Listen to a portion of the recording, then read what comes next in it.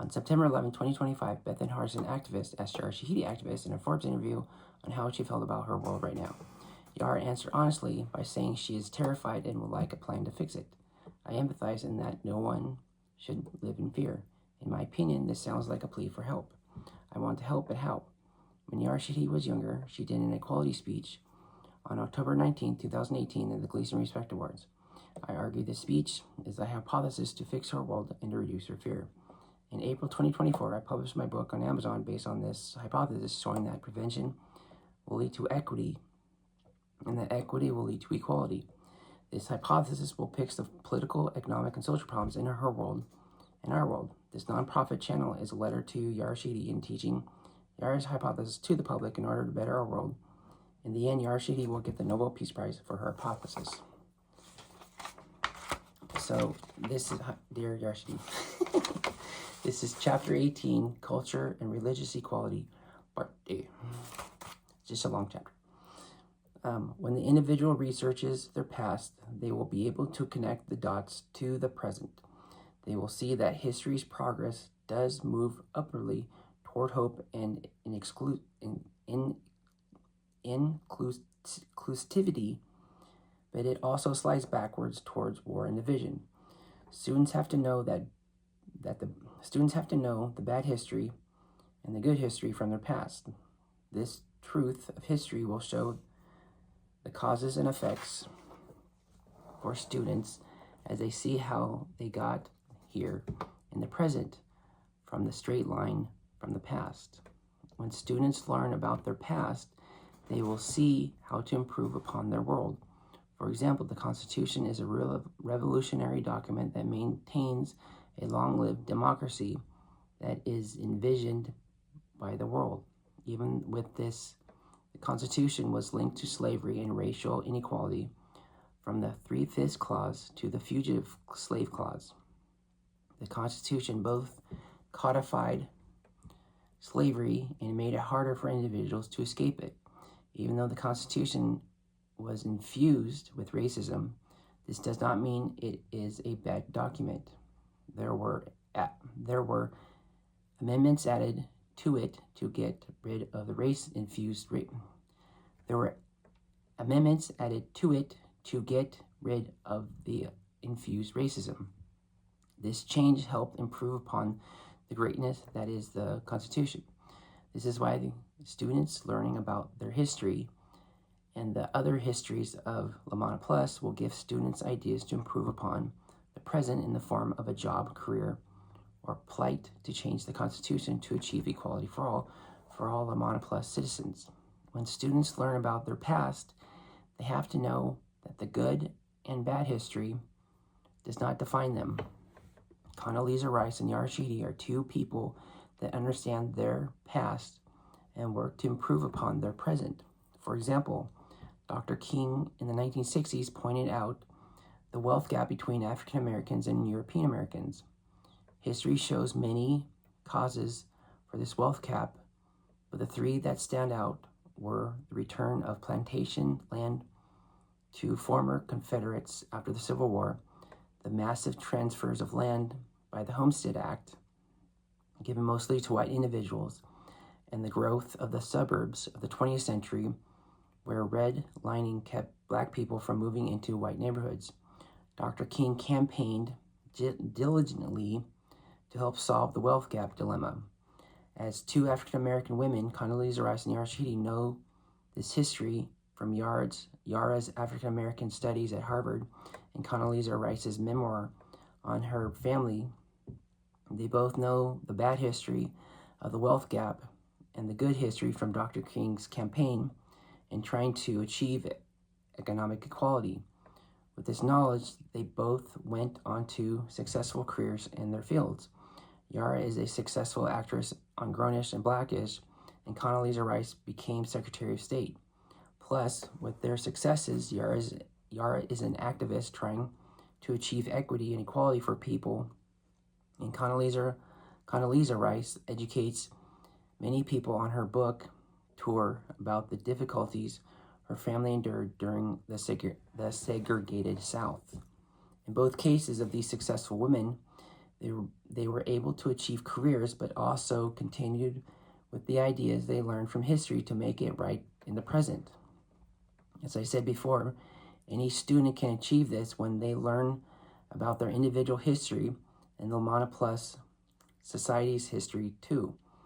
Now, with some students, they won't be able to cope with some situations from their past. History is full of hope and darkness.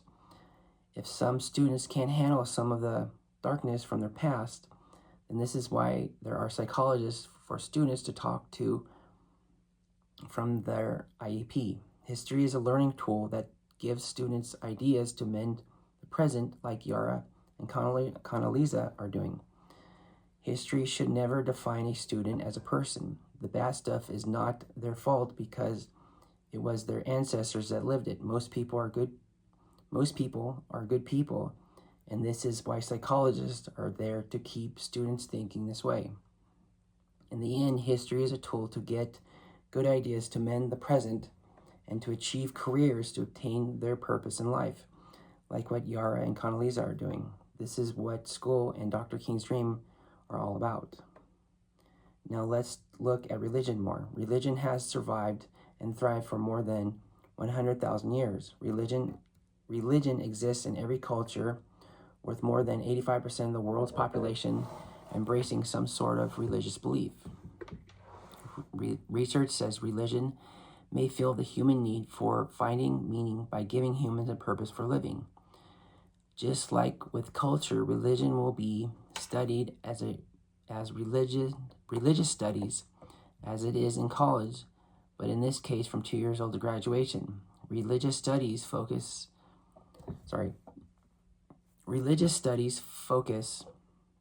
on the study of history, religious sources, ethics, and the relevance of religion. In this way, students will use multiple sources for a knowledge base about religion. It also has students keep an open mind when it comes to religion. For example, a lot of people come to religion, if family does it, from fear of dying, from depression with drugs and alcohol, or a dramatic situation where they almost died in a car crash, etc. All these cases can be dealt with through psychological intervention. I argued that when a student decides on a religion for God or gods or nothing at all, from the information they are given at school, then students should follow the evidence through a science lens. With culture, as with religion, students need to ask question after question after question on why this culture or religion is right for them. In a way, religious and cultural studies in school will be a consumer shopping for a product. There is no different, but much more in depth from an individual perspective. A good example of religious and cultural studies in school from an individual perspective on choices from Yara Shahidi. This example was used with my niece's knowledge about Yara. My niece demanded credit for knowing Yara. I had to give my niece tickets to the movies. She's so annoying. Anyways, Yara's family is Christian and Islam, or Shia Muslim from a religious perspective. Her family celebrates the Persian New Year, or Nowruz, from a cultural perspective, as stated before. With her being still an individual with choices and dreams unto herself, she could choose to embrace one or both or nothing at all from her family's culture and religious background. If she wanted to, she could study to be a Buddhist for a religion and study on how to live in Siberia, Russia, by embracing a new culture of cold and isolation. Sorry, no offense to Siberia, Russia. It was funny, the wording. This is the choice and freedom religion and cultural studies has for students wanting to understand different religions and cultures. My niece said that Yara honors both of her parents by saying she is half African American and half Iranian American. Within cultural and religious studies, students will learn that religion and culture were used in history as an us-them thinking in determining who can be trusted, who was safe, and who they could socially connect with. As mentioned before, violence was usually prevalent in the past, and religion and culture were used as survival mechanisms. Now that violence has gone down, the us-them thinking is not needed anymore thanks to Lamana Plus. For example, culture has been replaced by science in order to determine how people understand this reality. Also, religion has been replaced with ethics as a morality of human behavior. Does this mean people won't celebrate Christmas anymore, or Yara Shahidi won't jump over mini bonfires for Nowruz? I argue, as I explained before, religion and culture will be a personal choice for the student as they develop their own understanding of the world through a science lens with the evidence presented to them. I also argue that individual cultures will know where the individual comes from, and students will also learn and understand the other religions and cultures that are in Lamana Plus. This means people can celebrate with Christmas trees, and Yara Shahidi can jump over mini bonfires for Nowruz. On top of the individual culture and cultures within Lamana Plus, there will be a universal culture spanning the global. On top of individual culture and cultures within Lamana Plus, there will be a universal culture spanning the globe called a Type 1 civilization. Also, science and religion will combine in the future. This means science will be the tool to unlock nature, and religion will be the endpoint of that adventure. In order for all this to make sense, I will start with culture. Culture is relative because there can be 1,000 different ways in what it means to be African American, Asian American, and all the 18 groups within Lamana Plus. This is why it is a choice on how a student sees themselves.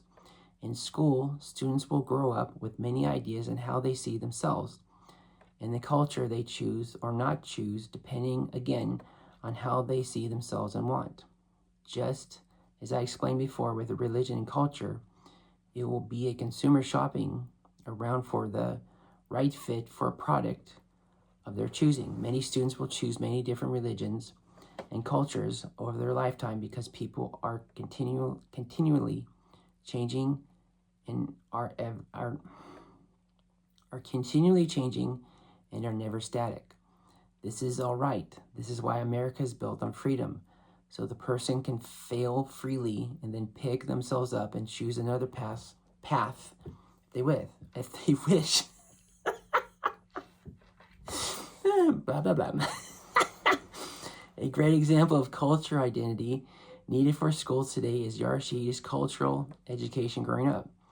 Yara is Iranian American and African American, and she celebrates the value of both cultures outside of her family and in public spaces, according to my niece. My niece said that Yara's parents created a supplementary curriculum for her to know what it means to be Iranian American and African American. For example, Yara had fairy tale books that pertain to her particular culture. My niece concluded by saying that Yara learned about other cultures from her other fairy tale books, and this gave her an understanding of a global perspective. As with Yara Shahidi, once Lamana Plus is established in schools and students learn about their own culture and the cultures from Lamana Plus categories, then the interpretations as well as the stereotypes will disappear in an understanding of facts under a science lens.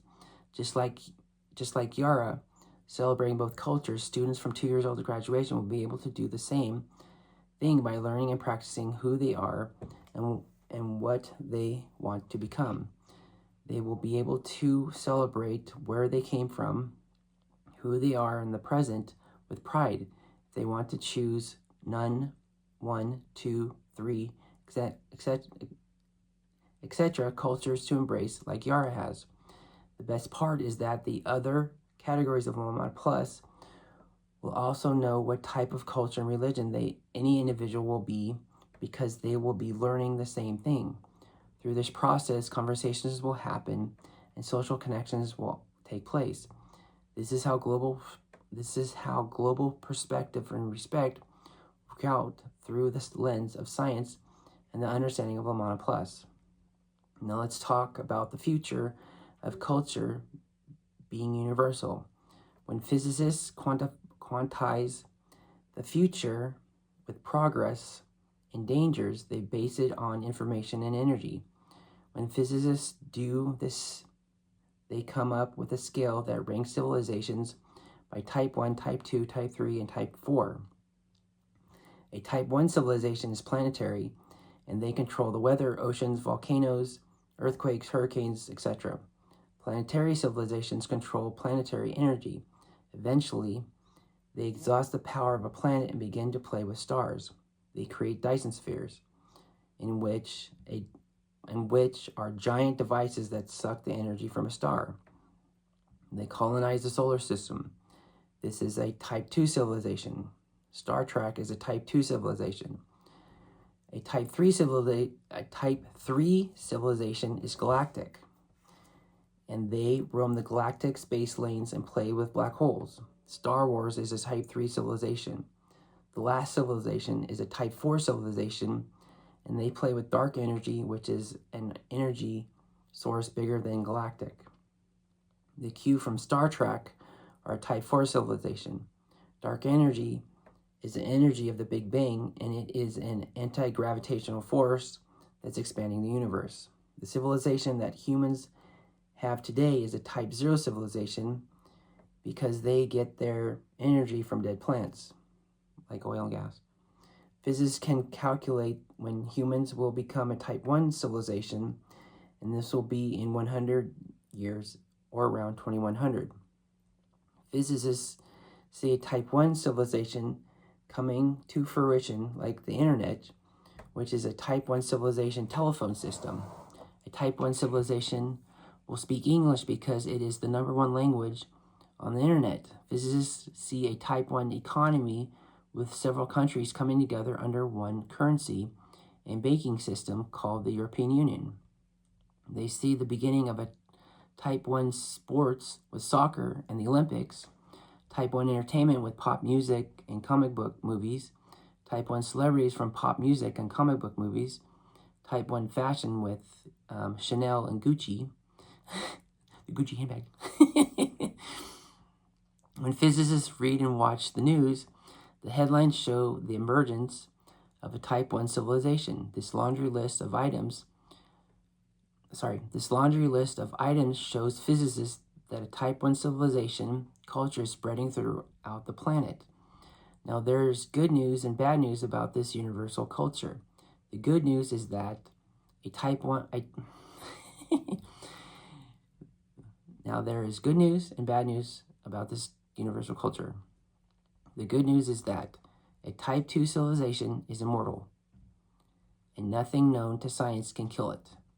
For example, they have the power to deflect asteroids, alter the weather so that climate change is not a problem, and move to another planet if the home planet star goes supernova. Now, Mother Nature has killed 99.99% of all life forms that has been on this planet. I say that again. Mother Nature has killed 99.99% of all life forms that has been on this planet. In the ground are all the fossils of all the life that has been on this planet.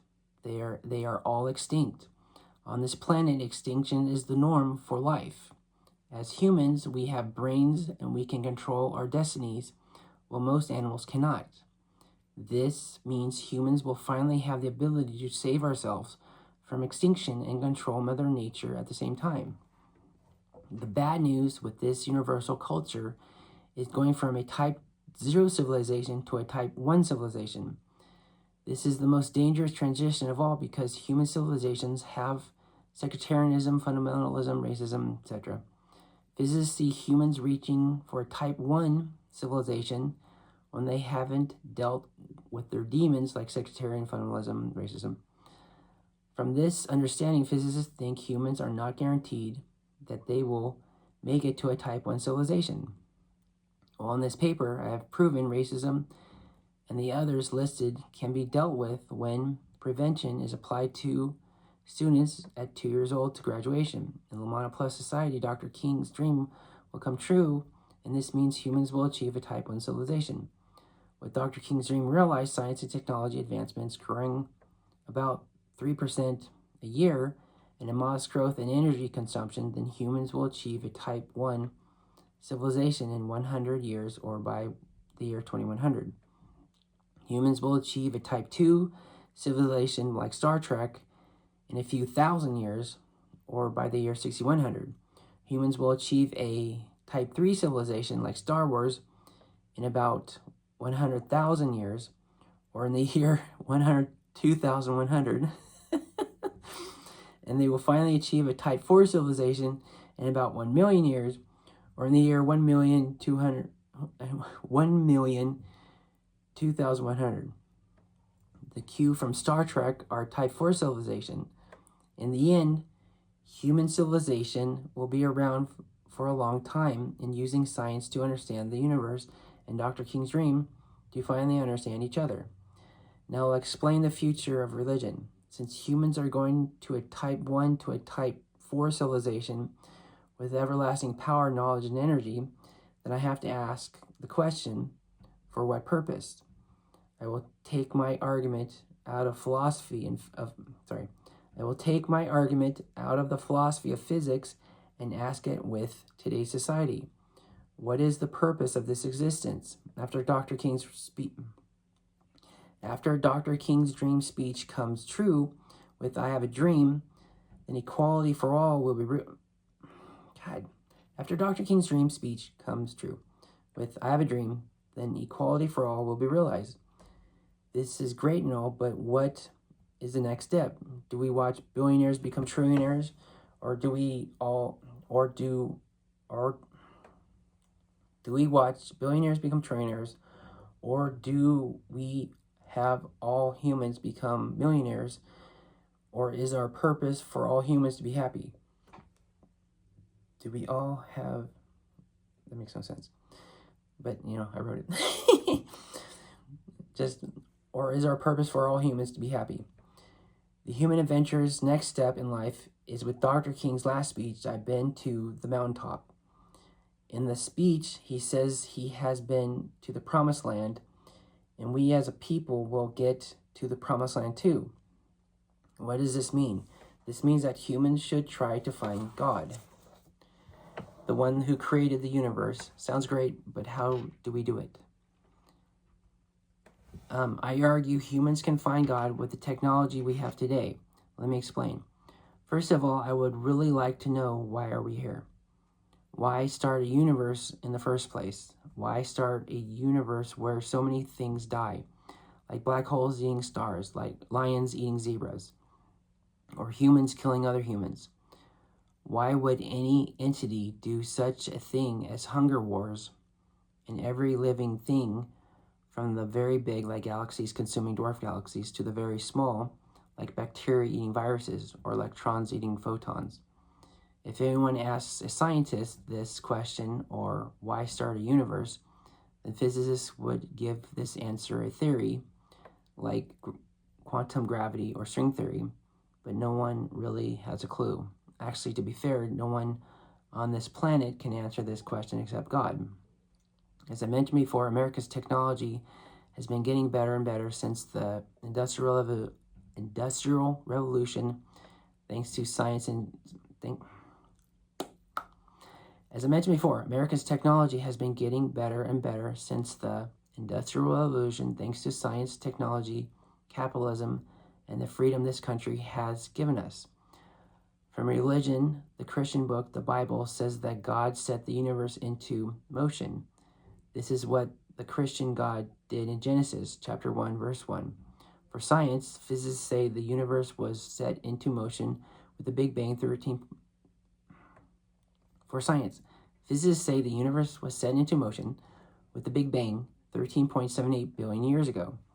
Scientists do not know what set off the Big Bang, but these two ideas are similar to find. Scientists do not know what set off the Big Bang, but these two ideas are similar to find God with the technology of today. Yay! One way scientists are trying to find God is by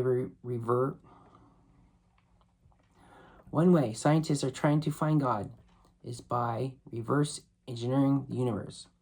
A way to understand how hard it is to do this, then it would be like a person putting together a house with the instructions in a dead language, like Latin.